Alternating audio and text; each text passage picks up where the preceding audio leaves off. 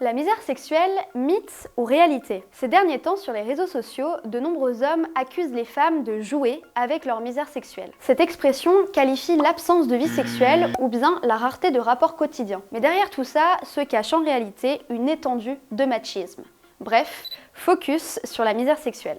La misère sexuelle, c'est le fait d'affirmer que les hommes, dans notre société actuelle, ont plus de mal à avoir de rapports sexuels que les femmes. Alors déjà, les hommes ont en moyenne 2 fois plus de partenaires sexuels au cours de leur vie que les femmes, et ce pour des raisons sexistes. Et oui, les femmes ont une liberté sexuelle moins grande puisque leur valeur est encore jugée en fonction de leur nombre de partenaires. Et surtout, la misère sexuelle, ça n'existe pas. Ce terme ne veut rien dire. Pourquoi ? Parce que dans un premier temps, la sexualité n'est pas un besoin. En gros, parler de misère sexuelle renverrait à une absence de sexualité normale. Et considérer qu'il existe une sexualité normale, c'est problématique. Ensuite, la misère sexuelle est réservée aux hommes. L'homme mâle serait donc un animal de désir brûlant, tandis que la femme aurait une libido en sommeil. En gros, son corps sert à assouvir la soif de l'homme ou à procréer. Et attendez, le fait qu'il existe une misère sexuelle des hommes qui implique que les femmes leur doivent du sexe pour les soulager de ce mal-être, ah oui, ça s'appelle la culture du viol. Le concept est utilisé pour justifier des pulsions et des comportements violents de la part des hommes envers les femmes,